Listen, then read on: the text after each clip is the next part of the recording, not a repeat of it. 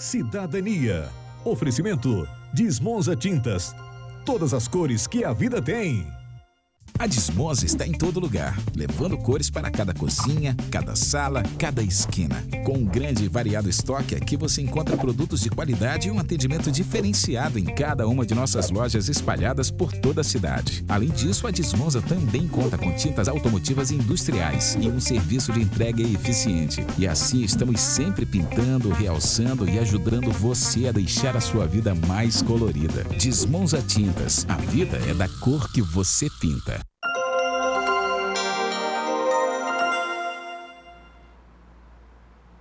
Boa tarde a todos, começando mais um quadro Cidadania na TV Alamanda SBT. Hoje nós vamos falar sobre urbanismo e o meu convidado é o Lucas Canizares, que é arquiteto e mestre em urbanismo. Lucas, seja muito bem-vindo ao quadro Cidadania. Obrigado, Fabrício, é um prazer estar aqui com vocês, poder falar um pouco dessa temática que eu gosto muito, que foi base da minha especialização e espero poder contribuir com essa discussão hoje. Lucas, você fez mestrado em urbanismo. Nos conte um pouco dos seus estudos, de que forma pode ser implementado aqui para Porto Velho. Certo, eu fiz o meu estudo, o meu projeto de mestrado, ele foi um estudo baseado na cidade de Porto Velho. Eu procurei entender a influência do urbanismo, das construções, no microclima das ciclovias. Então, basicamente, eu estudei a qualidade térmica, né, a temperatura e qual a influência como o usuário sente isso. Então, como que foi feito isso? Eu fiz estudo em 2 ciclovias de Porto Velho e eu fiz o estudo para ver a diferença de temperatura. Se, por exemplo, uma árvore a mais muda a temperatura, se um concreto, um determinado tipo de material tem influência nessa temperatura e como isso pode ser implementado na cidade para poder garantir uma melhor qualidade de vida, qualidade de uso, né, dessas vias. Então foi feito assim, fiz um estudo na rua Raimundo Cantuária, que existe uma ciclofaixa, e o mesmo estudo foi feito de temperatura na estrada de Santo Antônio. E foi interessante, eu verifiquei que no mesmo dia, no mesmo horário, foi feito em 3 horários, a gente observou temperaturas diferentes de 0,8 a 4 graus. Diferença de 4 graus, 4 graus, no mesmo horário. Lá no Santo Antônio é porque tem mais árvores? Porque tem mais árvores, exatamente. Lá quase não tem ocupação, ali ao lado da ciclovia. Está bem deteriorada, então não tem muito uso ali, pelo jeito, mas também foi interessante para a gente ver como a ocupação influencia na qualidade térmica, né? Como influencia nesse tipo na temperatura do usuário. Ô Lucas, qual que é a importância, né, do urbanismo na expansão da cidade, na criação de novos bairros? Por exemplo, se for criado um bairro lá do outro lado do Rio Madeira, do outro lado da ponte, de que forma pode se fazer um urbanismo mesmo, de verdade, né? Claro que tem que ser feito um estudo bem aprofundado, né, de impacto e de quais seriam as diretrizes a serem implementadas, qual seria o zoneamento que poderia ter sido construído. Mas o mais importante é usar algumas bases de metodologia já utilizadas em grandes cidades. Usar modelos de urbanismo que já deram certo, por exemplo. Então, a gente tem, por exemplo, uma cartilha na Inglaterra, uma cartilha da Agência Nacional de Habitação, que ela elenca 8 elementos que a gente tem que utilizar em cada processo de desenho urbano. Por exemplo? Por exemplo, o primeiro deles o local deve ser projetado para as pessoas, e não para carros, e não priorizar vias. Okay. Então, locais para pessoas, local que tenha conexão, ele tem que ter conexão fácil com diferentes tipos de transporte urbano, né? Carro, ciclovia, metrô, qualquer, a gente tem que fazer ele ter conexão para que ele se torne atrativo. Outro ponto, ele tem que ser projetado para no mínimo 30 anos, para que a gente tenha uma flexibilidade de mudança. As cidades vão mudando, o modo como as pessoas também utilizam os espaços públicos mudam. Hoje em dia a gente vê bastante em grandes centros os patinetes, que agora é uma discussão bem ampla da legislação deles. Então, todo esse tipo de mudança a gente tem que prever. Claro que não dá para entender tudo, mas prever essa flexibilidade. Um outro ponto importante é valorizar o existente, valorizar a natureza, valorizar o que mais tem de riqueza local. Você tem um igarapé, né, árvores, você tem que preservar. Montanhas que a gente vai... todo tipo a gente tem que valorizar. Tá. Nos dê algum exemplo de cidades aí que fizeram urbanismo de sucesso, mas nos mesmos padrões aqui de Porto Velho, com as mesmas características de Porto Velho, uma cidade com 500 mil de habitantes, uma cidade plana, uma cidade que as vias, pelo menos no centro da cidade, né, são bem traçadas, né? Tem algum exemplo que você pode nos citar? Tem alguns exemplos interessantes, não são exatos, assim, a proporção da cidade não é exata Porto Velho, mas o que eu busquei foi quais tem um rio, né, qual tem um rio que é uma valorização. Então, por exemplo, as imagens que estão passando aqui agora do Porto Madeiro. Porto Madeiro, Buenos Aires. Esse foi um tipo de reestruturação urbana, que é uma proposta muito interessante que pode ser feita aqui para Porto Velho, na minha opinião, ali na beira do rio, nas antigas estruturas da estrada de ferro. Ela não visa, ela não é uma requalificação, ela não é uma revitalização. Você não mantém o uso original dela, você muda o uso para atrair mais público, ou seja, aqui foi colocado restaurantes em antigos galpões. Então isso fez com que o uso noturno, né, aumentasse, então você tem mais um atrativo turístico. Outra cidade interessante é Belém. Belém também foi feito, né? Foi feita a revitalização de toda as docas em Belém, assim como em Buenos Aires também, que era uma área degradada e foi toda revitalizada aí a parte do Porto Madeira. Então Belém é um exemplo também. Belém é um exemplo bem interessante, com a mesma característica de Porto Velho, climática, com a mesma característica até alguma da história, né, dos antigos galpões. Mas assim, o interessante ninguém quer mudar, a gente como com esse tipo de projeto não quer mudar a estrutura existente, quer requalificar, quer mudar o uso para que isso se torne mais atrativo. A estrutura histórica, o ambiente histórico, ele tem que ser preservado, mas a gente muda o uso e torna ele atrativo, dá opções para a população de qualidade, né? Opções de uso.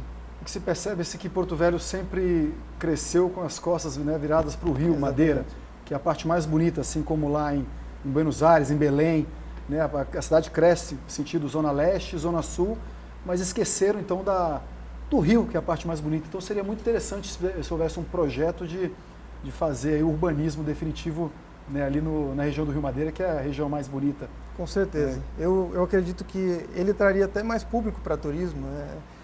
E também é um presente para a população, né?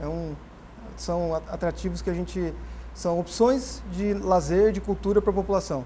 Imagine, Manaus também lá tem a Ponta Negra, Manaus, né, também é um bom exemplo. Você imagina um calçadão com as pessoas podendo praticar esportes, corrida, né, skate, exatamente, bicicleta, né, com aquele pôr do sol, que lugar.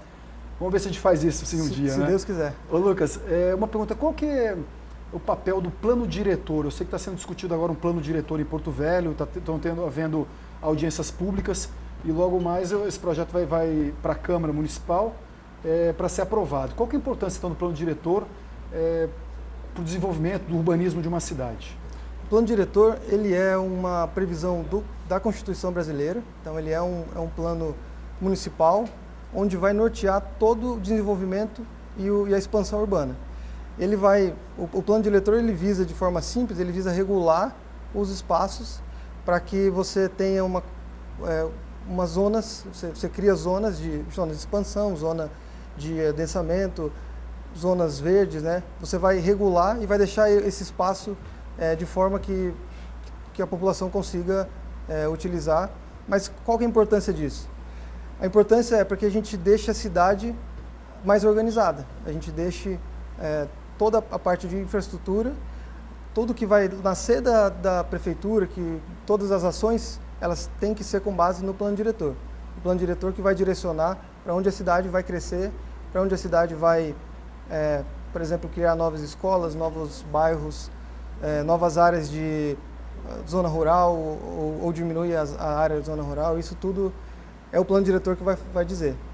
Eu também acho importante tentar fazer um plano diretor desburocratizando, né, facilitando mais as coisas, porque Hoje é praticamente muito difícil você construir no Brasil uma série de licenças ambientais, por exemplo, para construir história de advocacia, né? Enfim, entraves para tudo, medidas, a altura do chuveiro, então tudo é muito difícil, também tem que ter essa desburocratização, acho também importante, né, Lucas? E isso é importante falar, o plano é participativo, então a população ela participa, ela é convidada a participar dessas reuniões que estão acontecendo já. As pessoas podem entrar no site do Plano Diretor de Porto Velho e ver o que está acontecendo, e todo mundo pode dar a sua opinião e deve dar a sua opinião, porque é para onde a cidade vai crescer. Então ela depende de todos, né? O interessante é que, claro, cada um tem uma opinião aí em relação a isso, porque os empresários, né, assim como eu, a gente sofre com com muita burocracia, e a gente acredita que esse plano vai simplificar. A gente acredita nisso. A gente está bem otimista em relação ao novo plano diretor. Vamos ficar vigilantes lá na Câmara dos Vereadores, né?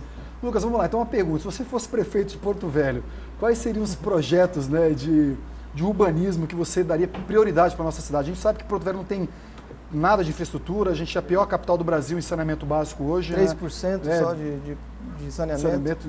Não tem zero de tratamento de esgoto. Então, quais seriam as obras mais importantes que a sua opinião, para melhorar Porto Velho? Iniciaria pelo básico, saneamento básico e água, tratamento de água. Você tem que começar primeiro cavando, né? Exatamente. Né, o que está lá que ninguém vê, né? A gente tem hoje 33% aproximadamente de água tratada? De água tratada, e 3% só, que é aquele centro antigo ali, de saneamento. Que coleta esgoto e joga no rio. De coleta e esgoto, exatamente. Então eu iniciaria pelo básico, mas eu acho que Porto Velho tem que começar a pensar no plano de urbanismo, nas tendências mundiais de urbanismo, que são área verde, mais árvores para a cidade, com certeza, para diminuir a temperatura. Isso vai ele vai de encontro com aquela minha pesquisa de mestrado, né? Para gerar conforto. Implementar ciclovias, ciclofaixas e modos alternativos de transporte, para que a gente tenha mais facilidade. Hoje a gente ainda não vive tantos engarrafamentos, mas futuramente com certeza vai ter. Então, isso é interessante por conta disso. Agora, uma medida que eu acho muito interessante é valorizar a beira-rio. Isso eu acho que é de grande importância para Porto Velho. Isso seria uma reestruturação, já está sendo feita uma obra ali, né, eu acredito, de revitalização. Do complexo da Estrada de Ferro-Madeira Mamoré? Exatamente, do complexo. Mas eu acredito que Porto Velho tem um ponto forte, que é aquele ponto da Agência Nacional de Habitação fala de valorizar o existente, é exatamente isso, valorizar a natureza. É a gente conseguir implementar novos usos ali.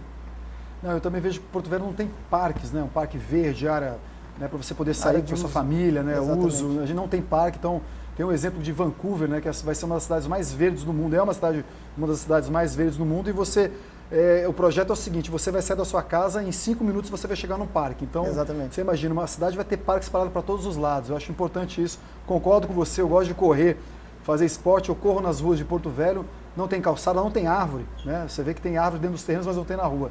Acho importante, eu concordo com você, Lucas. Legal.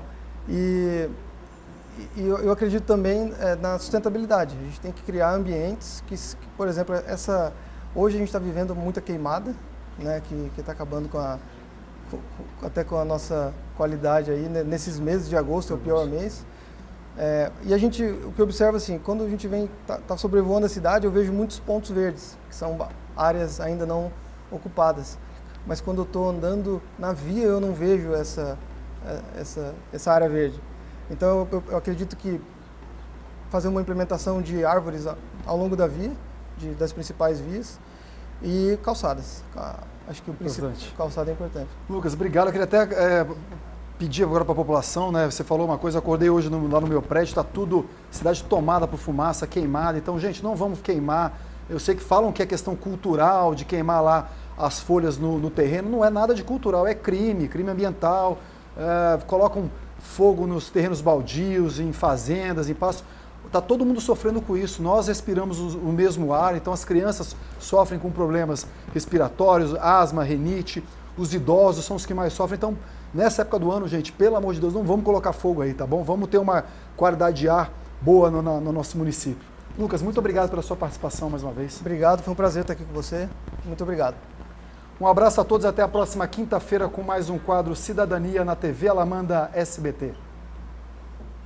Cidadania. Oferecimento Desmonza Tintas. Todas as cores que a vida tem. A Desmonza está em todo lugar, levando cores para cada cozinha, cada sala, cada esquina. Com um grande e variado estoque, aqui você encontra produtos de qualidade e um atendimento diferenciado em cada uma de nossas lojas espalhadas por toda a cidade. Além disso, a Desmonza também conta com tintas automotivas e industriais e um serviço de entrega eficiente. E assim estamos sempre pintando, realçando e ajudando você a deixar a sua vida mais colorida. Desmonza Tintas. A vida é da cor que você pinta.